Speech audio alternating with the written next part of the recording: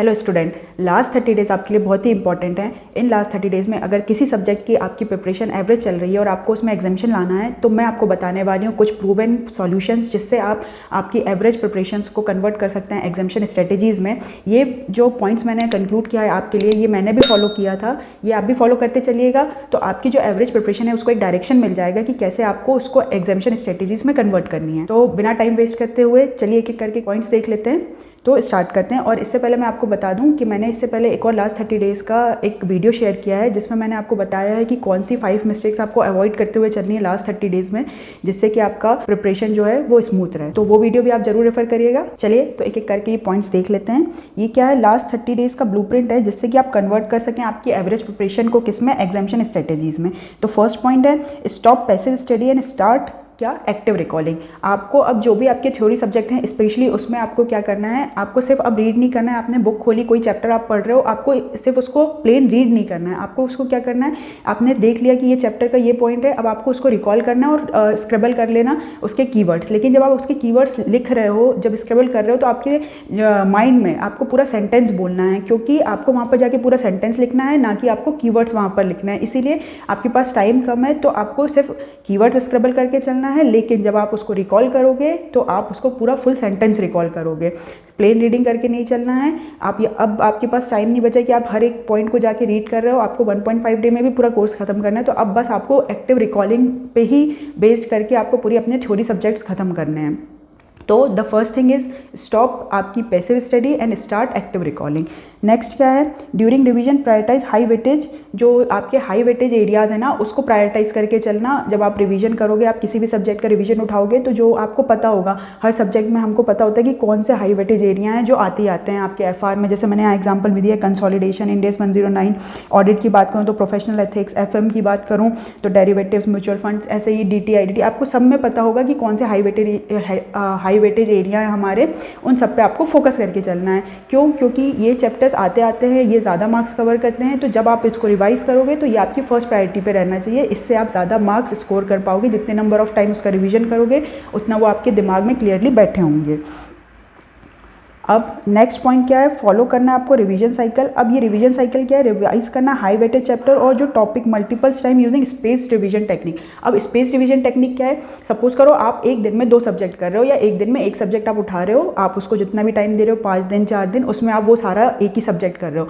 लेकिन अब वो जो आप एक सब्जेक्ट या 2 सब्जेक्ट आपका चल रहा है, आपने अपने स्लॉट के अकॉर्डिंग उसको टाइम डिसाइड कर दिया हुआ है। अब आपने क्या किया, एक पर्टिकुलर टाइम आपने डिसाइड कर लिया है, सुबह का, शाम का, दोपहर का, जो भी आपका आफ्टरनून का टाइम है, उसमें आप जो सब्जेक्ट्स नहीं पढ़ रहे हो और उस सब्जेक्ट का जो हाई वेटेज एरिया है, इंपॉर्टेंट एरिया है, आप उसको सिर्फ एक बार देखते हुए चल रहे हो, उस टाइम पे एक बार रिवाइज कर रहे हो। तो वो क्या हो रहा है, आपका प्रॉपर पूरा सब्जेक्ट का रिवीजन नहीं हो रहा है, लेकिन वो जो छोटा सा टाइम आप दे रहे हो पर्टिकुलर हर दिन आप उसमें उसको मल्टीपल टाइम रिवाइज कर रहे हो। तो ये स्पेस रिवीजन टेक्निक के थ्रू क्या हो रहा है, आपका मल्टीपल रिवीजन हो रहा है उस इंपॉर्टेंट चैप्टर्स का। उस इंपॉर्टेंट चैप्टर्स के LDR क्वेश्चंस देख ले रहे हो, इंपॉर्टेंट टॉपिक्स आप उसका देख ले रहे हो, फॉर्मूले देख ले रहे हो, जो भी उसमें इंपॉर्टेंट लग रहा है आपको उसका मल्टीपल टाइम रिवाइज करते चल रहे हो। तो वो क्या हो रहा है, आपका जो मेन सब्जेक्ट चल रहा है उसके साथ साथ उसका भी एक रिवीजन होते चल रहा है। तो इससे क्या हो रहा है, आपको उसमें भी क्लियरिटी मिल रही है जो इंपॉर्टेंट चैप्टर्स दूसरे सब्जेक्ट के, जिसको आप बाद में जाके उठाओगे। जब आप उसको उठाओगे तो फिर प्रायोरिटी में आप उस चैप्टर को फिर से एक बार करोगे, तो वो आपका उतना स्ट्रॉन्ग होते जाएगा। जब उसके क्वेश्चन किसी भी टॉपिक से आएंगे तो आप उसको आराम से स्मूथली सॉल्व कर पाओगे, आप उसमें अटकोगे नहीं और आपको पूरे मार्क्स मिलेंगे, आप अच्छे से उसको कंप्लीट कर पाओगे। और अगर आपको एग्जामिशन चाहिए तो आपको इंपॉर्टेंट चैप्टर्स जो हैं आपके, उस पर ध्यान देके चलना है, बिल्कुल उसको नहीं छोड़ना है। क्योंकि जितने भी हाई वेटेज चैप्टर्स हैं वो थोड़े से ट्रिकी हैं, थोड़े लेंदी हैं, तो उसमें परेशान होने की ज़रूरत नहीं है। बस आपको उसको मल्टीपल टाइम रिवाइज करते हुए चलना है और वो चीज़ आपके लिए स्मूथ होती जाएगी। अब ये स्पेस रिवीजन टेक्निक तो आपको फॉलो करना ही पड़ेगा क्योंकि टाइम कम है और आपको सारे सब्जेक्ट्स में आपको ध्यान देते हुए चलना है। कोई भी सब्जेक्ट नहीं छोड़ना है, कोई भी सब्जेक्ट का इंपॉर्टेंट टॉपिक नहीं छोड़ना है। और जिसमें आपको एग्जामिशन चाहिए उसके लिए तो आपको सारे चैप्टर्स आपको आने चाहिए, उसमें बिल्कुल भी कुछ नहीं छोड़ना। अब क्या अवॉइड करना है, रिसोर्स होर्डिंग।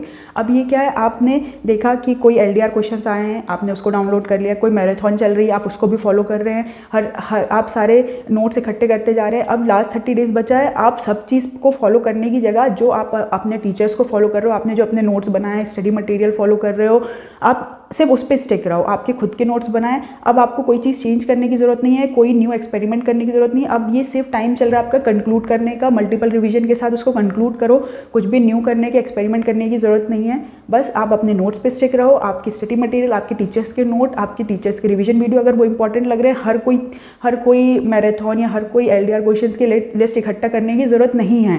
ये आपका टाइम भी वेस्ट होगा, आप इधर उधर भी भागोगे और आपकी जो प्रिपरेशन है आप उसको पूरा वेस्ट कर दोगे। इसीलिए सब चीज़ों की तरफ मत भागो, जितना आपने पहले से डिसाइड किया हुआ था उस पर स्टिक रहो, उसी चीज़ को फॉलो करते हुए आगे बढ़ो, आपके 30 डेज़ को सही से यूटिलाइज़ करो।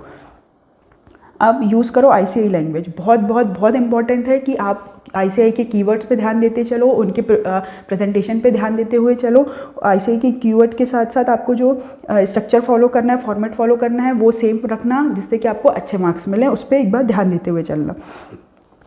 अब जो प्रिपेयर करो अपनी 1.5 डे की रिवीजन स्ट्रेटेजी एडवांस में। आप 30 डेज़ में हर सब्जेक्ट की, FR को छोड़ के, क्योंकि FR का फर्स्ट एग्ज़ाम होता है तो आप उसको 5 दिन 6 दिन जितना भी आप डिसाइड कर रहे हो वो देते हो, लेकिन आपको बाकी सारे सब्जेक्ट का 1.5 डे का आपके पास प्लान होना चाहिए। और एक काम और कर सकते हो, जब आप मॉक टेस्ट दे रहे हो तो 1.5 डे की वो स्ट्रेटेजीज एक बार फॉलो करके देख लो कि कहीं आपको 1.5 डे में जैसा आपने सोचा है, जो स्ट्रेटेजाइज किया है, वो आपका सेम हो रहा है कि नहीं, आप उसमें सारे चैप्टर्स कंप्लीट कर पा रहे हो कि नहीं, जितने नोट्स, जितने LDR क्वेश्चंस आपने सोचे थे वो सब चीज़ आपसे कवर हो रही है कि नहीं, क्या चेंजेस करना है आपको 1.5 डे में। तो आप अपनी 1.5 डे की स्ट्रेटेजी एडवांस में ही आपको क्या करनी है, प्रिपेयर करके चलनी है।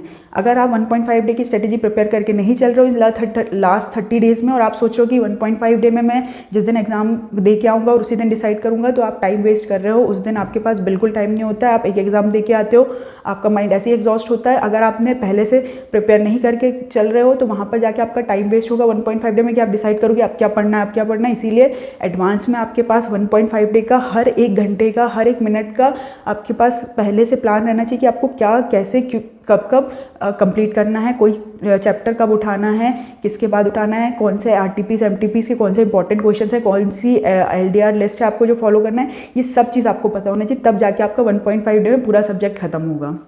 और मैं बता दूं 1.5 डे बहुत इंपॉर्टेंट है, चाहे आपने कितनी भी पढ़ाई कर रही हो, अगर 1.5 डे में उसको आप अच्छे से रिवाइज नहीं कर रहे हो तो आपको एग्ज़ाम वाले दिन, एग्ज़ाम का जो डे होगा वो 3 आवर में आपको डिफ़िकल्टी हो सकती है उस पर्टिकुलर कॉन्सेप्ट और क्वेश्चंस को रिकॉल करने में। इसीलिए 1.5 डे की स्ट्रेटेजीज बहुत अच्छे से करना, प्रिपेयर कर लेना, और उसको एक बार रिहर्स करके भी देख लेना जब आप मॉक टेस्ट दे रहे हो तो।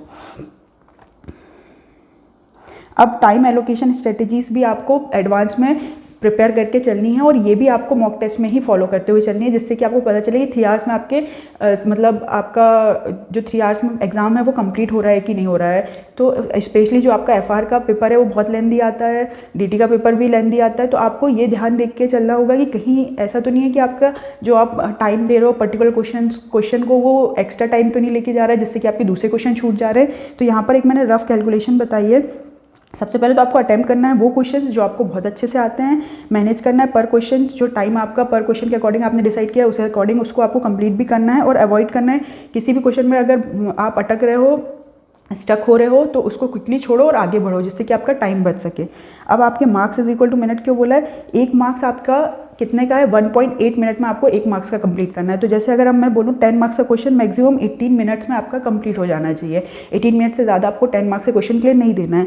तो जैसे मैं बात करूँ कि अगर आपको 30 मार्क्स का क्या करना है, MCQ कंप्लीट करना है, तो उसके लिए लगभग 50 या 54 मिनट्स आपको मिलेंगे उसको कंप्लीट करने के लिए। लेकिन यहाँ आप अपना टाइम बचा सकते हैं, आप मैक्सिमम टू मैक्सिमम 30, 35 और मैक्सिमम 40 मिनट में आपको आपका MCQ कंप्लीट करना है। तो जो बचा हुआ टाइम है आपको वो 14 मार्क्स के क्वेश्चन में, 10 मार्क्स के क्वेश्चन में काम आएगा। तो आपको टाइम बचाते हुए चलना है, और अपने दिमाग में ये रखना है कि 10 मार्क्स के क्वेश्चन के लिए आपको 18 मिनट से ज़्यादा टाइम नहीं देना है।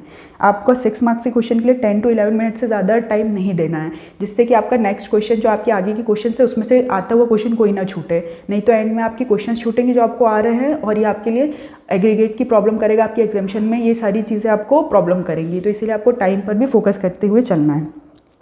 अब क्या करना है, केयरफुली एनालाइज करना है कि क्यों आपके मॉक टेस्ट जो आप दे रहे हो उसमें आपके मार्क्स क्यों हैं, वो क्यों कट रहे हैं, क्या क्या मतलब गलती कर रहे हो आप। तो मॉक तो आपको देना ही देना है, मॉक आपको बिल्कुल भी नहीं छोड़ना है। अगर आपको एग्जामिनेशन चाहिए तो आपको मॉक देना ही देना है आपके एग्ज़ाम से पहले। और जब आप उस मॉक को दोगे तो आप खुद ही एनालाइज करो, किसी और को एनालाइज करने से अच्छा आप जब खुद एनालाइज करोगे तो आपको एग्जामिनर का एक पर्सपेक्टिव समझ में आएगा कि वो एक्चुअली में चाह क्या रहे थे और आपने क्या लिखे हो। आप जब चेक करते हो अपनी कॉपी तो आपको पता चलता है कि अच्छा क्वेश्चन में ये पूछा था, इसके लिए जब आप उसके सजेस्टेड आंसर देखोगे तो इस वे में लिखना था और आपने क्या लिखे हो, तो आपको एक डिफरेंस पता चलेगा कि वहाँ एग्जामिनर जो आपकी कॉपी चेक करने बैठा है वो क्या चाह रहा है, वो किस पर्सपेक्टिव से आपकी कॉपी चेक करे कि इसमें ये क्वेश्चन पूछा था तो ये इस वे में होना चाहिए और आपने किस वे में किया है। तो ये 3 चीज़ आप जब देखोगे एक साथ तो आपको पता चलेगा कि हाँ क्या गलती हो रही थी और क्यों मार्क्स कटे। अब वो मार्क्स किस वजह से कटे हैं, क्या आपने कॉन्सेप्चुअली गलत किया है, उसको मार्क्स आधा करके आपने क्वेश्चन आधा करके छोड़ा था, अब आपने क्यों मार्क्स के आपकी प्रेजेंटेशन की कोई गड़बड़ हुई थी, आपने प्रेजेंट सही से नहीं किया था, कीवर्ड मिसिंग थे आपके, इनकम्प्लीट आंसर था, कॉन्सेप्चुअल मिस्टेक करी आपने। तो ये सारी चीज़ आपको एनालिसिस से पता चलेगी जिससे कि आप उस पर वर्क कर पाओगे। इसीलिए आपको जब आप मॉक दोगे तो मॉक देने के बाद खुद एनालाइज करना, मॉक भी देना है और खुद का सेल्फ एनालिसिस भी करना है। 10 to 15 मिनट्स 10 to 15 मिनट से ज़्यादा आपको टाइम बिल्कुल भी नहीं देना है, बस आपको एनालाइज, लेकिन एनालाइज करते हुए चलना है क्योंकि आप समझने की कोशिश करो कि क्यों सेल्फ एनालिसिस इंपॉर्टेंट है। Studying is only 80% of the work while evaluating and analysing performance is remaining 20%। आपको 20% मतलब आपको ये पता चलेगा कि 20% इसीलिए बोला है क्योंकि आपको ये पता चलेगा कि आपने क्या गलती करी, क्या पूछा था। कई बार हम एज ए स्टूडेंट जब वो एग्ज़ाम देते हैं तो हम ये समझ नहीं पाते हैं कि वो क्या पूछा था, किस वे में पूछा था, लेकिन जब हम उसको चेक करते हैं तो हम एक अलग पर्सपेक्टिव से चेक करते हैं कि वो सही है कि नहीं। जब हम ये देखेंगे कि सही है कि नहीं तो ये कैसे एनालाइज होगा कि क्या पूछा था उसके अकॉर्डिंग सही है कि नहीं है। तो ये आपको दोनों डिफरेंस पता चलेगा। तो आपको एनालाइज करना बहुत ज़रूरी है। आपको क्या पता चलेगा, क्या गेन करोगे, इनसाइट किस चीज़ का कि एग्जामिनर का प्रोस्पेक्टिव क्या है, वो एक्चुअली एक्सपेक्ट क्या कर रहे हैं आंसर में, और मार्क्स कैसे मिलते हैं, कैसे कैसे मार्क्स मिलते हैं। प्रोविजन सही है तो कितने मार्क्स मिलेंगे आपको, आपने उसका एनालिसिस सही लिखा है तो कितने मार्क्स मिलेंगे, कंक्लूजन दिया है कि नहीं दिया है, ऐसे आपको पूरा अच्छे से एनालाइज करते हुए चलना है। तो ये कुछ पॉइंट्स हैं, आपको ये 8 पॉइंट्स पे फोकस करते हुए चलना है। अगर आपकी किसी सब्जेक्ट में एवरेज प्रिपरेशन चल रही है तो आप उसको कन्वर्ट कर सकते हैं आपके एग्जामिनेशन स्ट्रेटेजीज में। बस ये पॉइंट्स अगर आप ध्यान देते हुए चलोगे, इस पर वर्क करते हुए चलोगे तो लास्ट 30 डेज आपका बहुत स्मूथ होगा और उतना ही स्मूथ आपके एग्जाम होंगे। आपको आपकी एवरेज प्रिपरेशन के बाद भी एग्जामिनेशन मिल सकता है, लेकिन आप सही डायरेक्शन में चल रहे हो तो। अब आपको कैसे पता चलेगा सही डायरेक्शन में चल रहे हो कि नहीं, ये पॉइंट्स पे एक बार नज़र मारते चलना, देखना कि इसमें से कोई पॉइंट छूट रहा है कि नहीं, इसमें से कितने पॉइंट्स आपको इंपॉर्टेंट लग रहे हैं, आप अपनी प्रिपरेशन में उसको इंक्लूड करते हुए चलना। इसी के साथ ये वीडियो मैं ख़त्म कर रही हूँ। ये वीडियो कैसा लगा ज़रूर आप कमेंट करके बताइएगा। कोई और वीडियो चाहिए तो वो भी कमेंट करिएगा। लास्ट वीडियो भी आप ज़रूर देखिएगा जिसमें वो मिस्टेक अवॉइड करते हुए चलनी है। आपका 30 डेज़ बहुत अच्छे से जाना चाहिए, अच्छे से प्लान करो, स्ट्रेटेजाइज करो, इम्प्लीमेंट करो और अपना एग्ज़ाम को सक्सेसफुल बनाओ। तो इसके साथ ही सब्सक्राइब करिएगा, आगे और भी वीडियो लेके आऊँगी मैं आपके 30 डेज़ के लिए। जब तक के लिए मिलते हैं नेक्स्ट वीडियो में, बाय बाय।